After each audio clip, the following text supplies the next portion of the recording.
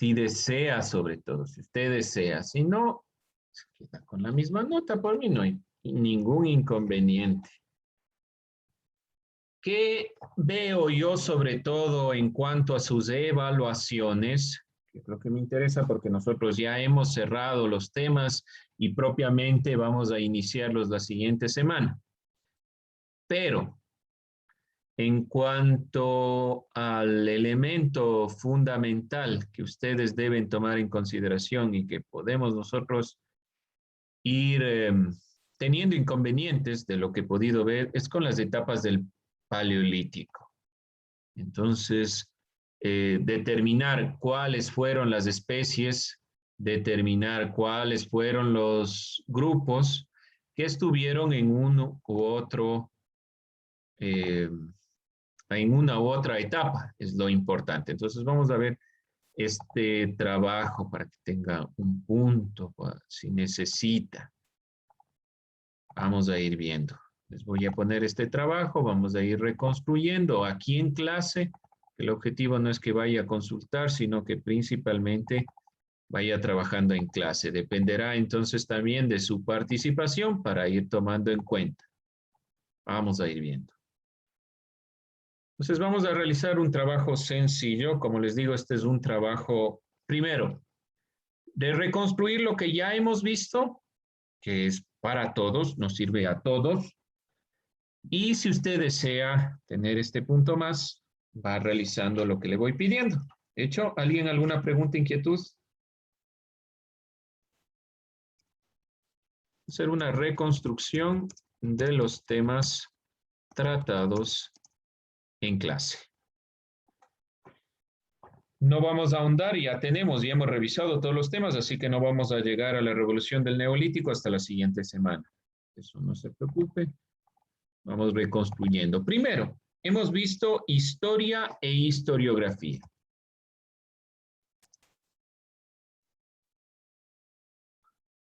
¿A qué llamábamos historia?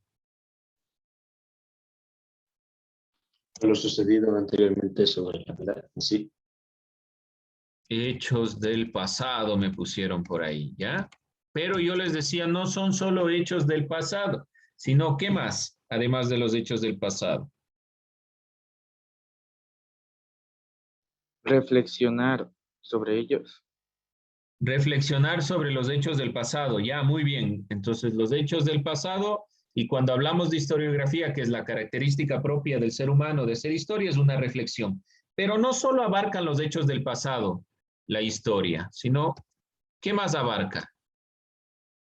Y aquí esto es lo que les faltó en general de lo que yo estuve un poco observando. Aunque con los hechos del pasado yo ya asumí que usted conocía más o menos a qué se refiere la historia. Pero, ¿qué más abarca además de los hechos del pasado?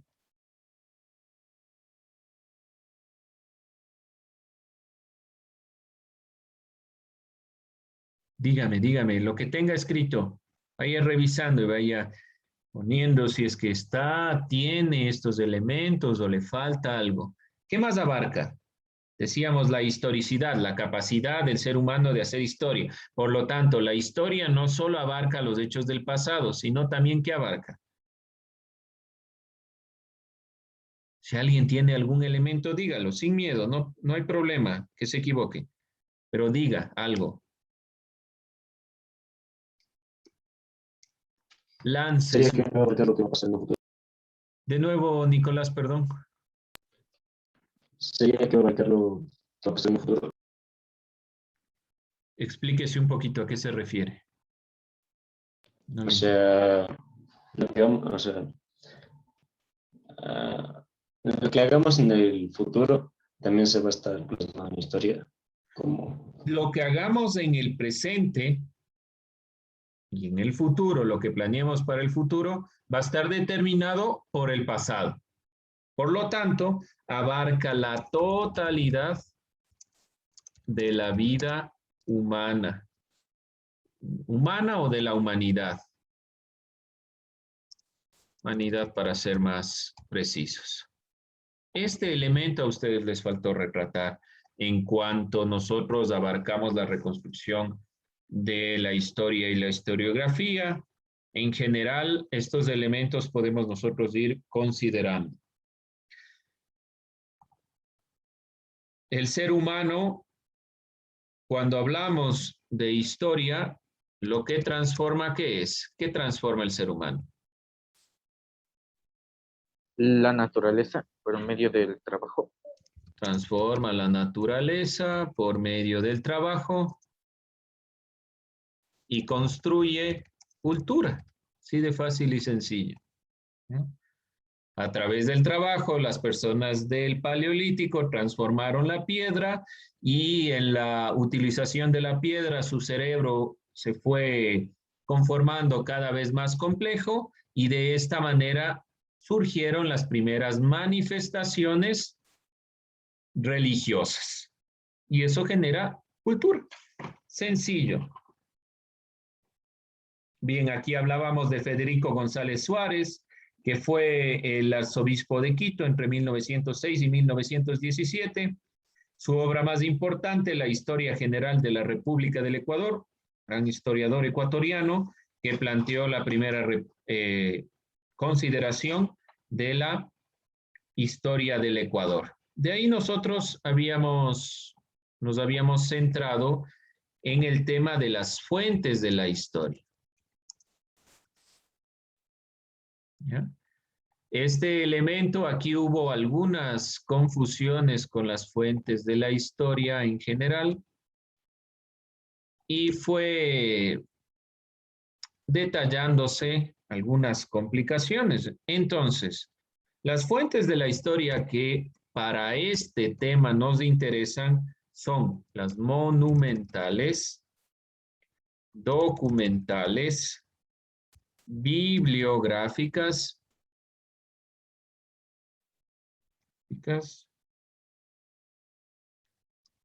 gráficas y audiovisuales, prensa, fuentes orales, documentación digital. Cuando yo les pido que ustedes generen un ejemplo por cada fuente, se refiere a cada una de ellas. Yo voy a dar una explicación rápida porque estos temas nosotros ya lo tenemos. ¿Qué van a hacer quienes les pedía este trabajo? Un ejemplo de cada una de estas fuentes. Ejemplo. Entonces usted pone monumentales y aquí pone el ejemplo. No quiero que explique, no quiero que dé una serie de listas de ejemplos que no tienen relación, sino un ejemplo. Voy explicando para que usted sepa por si no se acuerda a qué se refiere cada una de ellas, rápidamente. Las fuentes monumentales son restos arqueológicos, objetos monumentales artísticos, ofrecen información de una sociedad. Ejemplo, algún vestigio arqueológico como Ingapirca o cualquier otro. Restos arqueológicos. Documentales comprenden documentos originales, inéditos y únicos. Son documentos que propiamente, aun cuando puedan existir copias, generalmente no las hay porque son inéditos, no hay ninguna consideración en este sentido. Bibliográficos corresponden a documentos textuales que por lo general es el resultado de alguna investigación. Diferencia entre documentales es un elemento propio que tal vez algún grupo humano o persona hicieron con un fin que no era que pertenezca a la historia, que no era para que nosotros revisemos como un elemento de la historia. En cambio, el bibliográfico sí es un elemento que ha pasado por una investigación y por lo tanto se queda como un hecho histórico.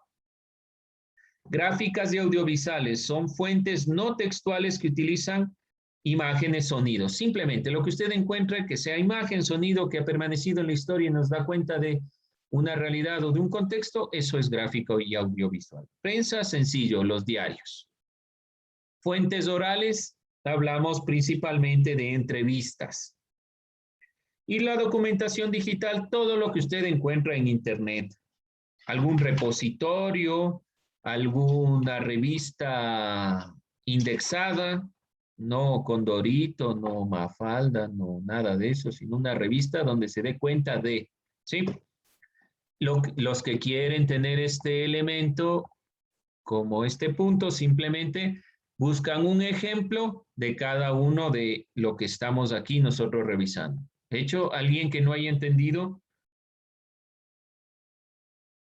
¿No? ¿Todo bien? Ya. Yo les voy a cargar en Educay una carpeta que diga, o mejor dicho, un archivo para que usted pueda subir, que diga recuperación, una de las pestañas. Si usted desea subir, sube y después yo ese archivo le elimino.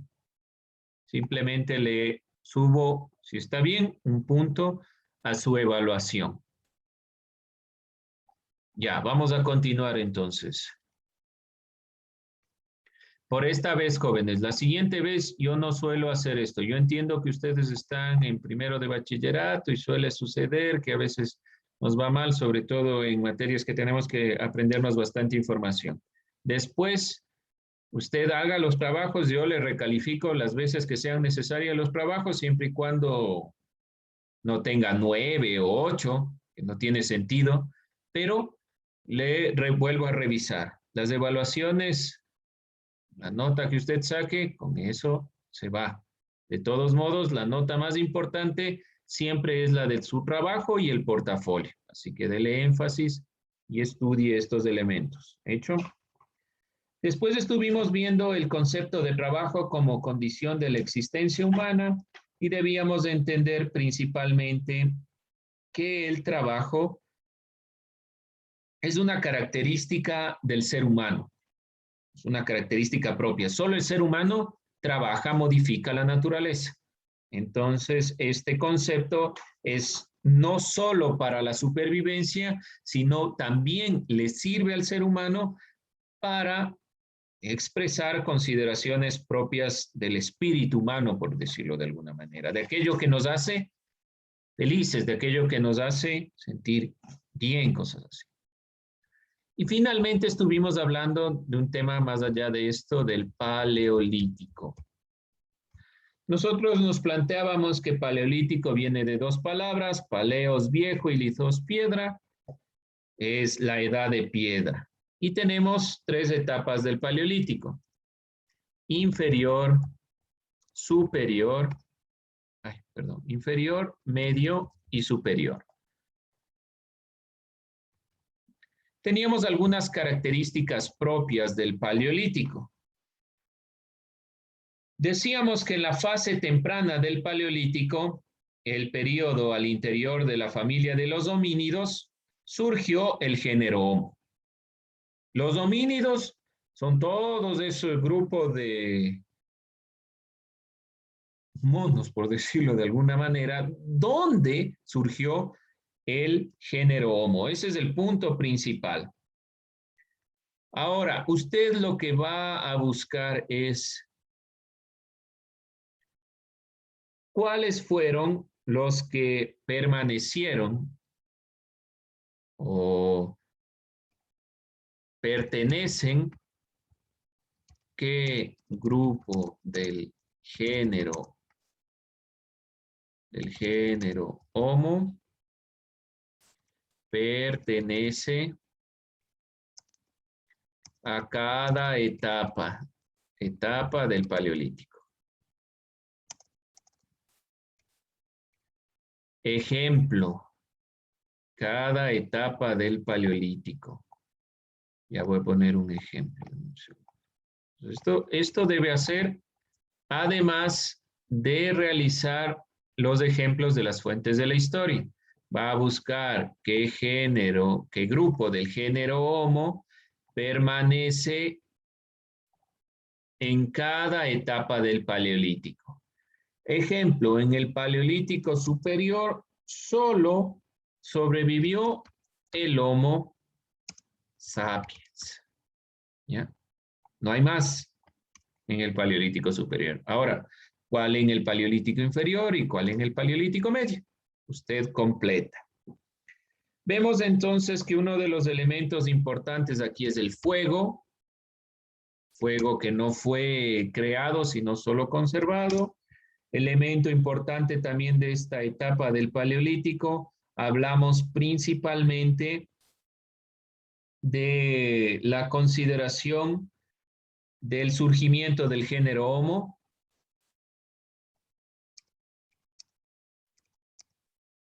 dentro de los homínidos. No es que aquí surgen los homínidos, no, ya existen de antes los homínidos. Aquí surge el género Homo. En el Paleolítico Medio, vemos que uno de los elementos se diversifican las herramientas. Las herramientas serán uno de los elementos más relevantes para todas las etapas porque se van cada vez más diversificando, modificando y sobre todo en el final especializando. Aparecen los hogares, que es el sitio para prender fuego. Y en el Paleolítico Superior vemos, además del Homo sapiens, que es el único que sobrevive, el arte rupestre, se produce el desarrollo de las herramientas y aparece la cultura. ¿Ya? Eso de manera general. Así estoy haciendo un resumen rápido. Usted aquí, lo que voy a poner en rojo es lo que debe hacer si necesita eso que habíamos especificado para su evaluación. Después de esta consideración, nosotros hicimos una revisión de las materias primas. Materias primas y herramientas del Paleolítico. Aquí nos planteamos algunos modos y características. Les voy a plantear nuevamente. ¿Sí? Solo voy a hacerlo de manera rápida, no voy a poner los ejemplos ni nada por el estilo. Hablábamos del modo técnico 1, 2, 3, 4 y 5.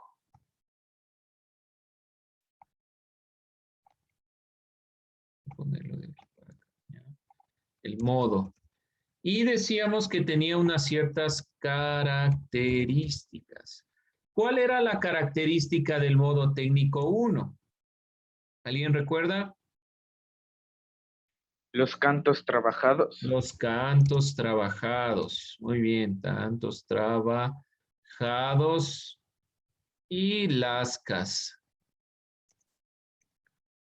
Ok, usted completa el resto. ¿De dónde puede obtener esta información? De lo que hemos visto en las clases anteriores y del video que nosotros puntualizamos. Entonces aquí, complete. ¿A qué se refería propiamente esta consideración de las materias primas? Propiamente a cómo se fue desarrollando la herramienta desde unas piedras grandes, toscas, que simplemente le servían para unas funciones básicas, romper, cortar de manera rudimentaria, hasta llegar a herramientas muy parecidas a los cuchillos que tenemos en la actualidad, porque tienen a la misma conformación básica, obviamente, pero con la misma idea. Bien, eso nosotros estábamos revisando en cuanto a las materias primas y las herramientas utilizadas en el Paleolítico. Llegamos a la elaboración de las herramientas y tomamos en cuenta que uno de los elementos fundamentales para entender la evolución del cerebro en el ser humano, esta transformación biológica, ha sido necesariamente la evolución de las herramientas. Por lo tanto, estos elementos con la evolución y la transformación biológica del ser humano han sido muy importantes. Y finalmente estuvimos hablando de los modos de producción y las relaciones sociales en el Paleolítico. Aquí nosotros nos centramos principalmente en el comunismo primitivo. Decíamos que el comunismo primitivo no había ningún estado de desigualdad social, los seres humanos vivían en pequeños grupos, había posesión colectiva o común de la tierra, no había propiedad privada, la distribución de la comida se la hacía con reciprocidad y las incipientes relaciones políticas estaban basadas en la igualdad. No había consideraciones de luchas. Por eso es que los autores, los antropólogos, consideran que es muy parecido al comunismo, un comunismo primitivo, lo que se planteó en la época del Paleolítico. Había abundancia, no se necesitaba pelear por territorios, no había propiedad privada, eran nómadas, por lo tanto las necesidades eran fundamentalmente básicas. Bien, jóvenes, ¿alguna inquietud, alguna duda? He hecho un resumen flash realmente de lo que usted ha visto en la clase, para que tenga en mente los elementos. Va a ser estos 3 elementos que se están pidiendo y me envía por medio de esta recuperación hoy, hasta mañana, nada más. ¿Listo? ¿Alguien alguna pregunta, inquietud? ¿Dudas? No es obligatorio, ¿verdad? No es obligatorio, no. No es un deber, es una recuperación. Si usted se quiere quedar con la nota que tiene, y si tiene 10, tiene 9, tiene 8, ¿para qué? No es ese el sentido, es simplemente ayudarles un poco tomando en consideración que yo entiendo que ustedes, como les decía, estamos en primero de bachillerato, nos vamos adecuando a algunos elementos, por lo tanto, sí es importante generar una recuperación para que usted pueda, sobre todo, tener una retroalimentación propia de lo que usted ha venido realizando a lo largo de este pequeño proceso, pero que sí demanda bastante información. Sí nos ha demandado una cantidad considerable de información que yo la he resumido de manera rápida, evidentemente. Bien, ¿alguien más, alguna inquietud, alguna otra duda? No, ya, listo, jóvenes. Entonces, vamos a ir cerrando esta temática, vamos a ir cerrando nuestro análisis sobre el Paleolítico y el inicio, obviamente, de lo que se entiende por historia. Y vamos a iniciar la unidad número 2 hablando de las revoluciones del Neolítico y el surgimiento de la esclavitud. Entonces, de manera general, va usted primero a dejar la hoja para lo que es la carátula de la unidad número 2 y el organizador gráfico. ¿Cuál es el título del organizador gráfico? Las revoluciones del Neolítico y el surgimiento de la esclavitud. Eso vamos nosotros a estar revisando. ¿Y cuál será el tema más importante con el que nosotros vamos a iniciar? Voy a poner como imagen para que usted tenga en cuenta que nos vamos a referir es propiamente a uno de los grandes inventos del ser humano. ¿Cuál es ese invento? A ver si le visibiliza. ¿Cuál creen? La agricultura. La agricultura. Es el gran invento del ser humano que le permitió pasar de ser nómada a ser sedentario. Sin la agricultura hubiéramos nosotros seguido movilizándonos de un sector a otro. Y hubiera sido muy poco probable la expansión progresiva de la sociedad, en número me refiero, es decir, a una cantidad tan grande de personas como las tenemos hoy en día. Nos quedamos con esa imagen en la mente para iniciar nuestro análisis y ver cómo se domesticaron plantas, animales y demás elementos. Bien, jóvenes, tomo lista y nos vamos.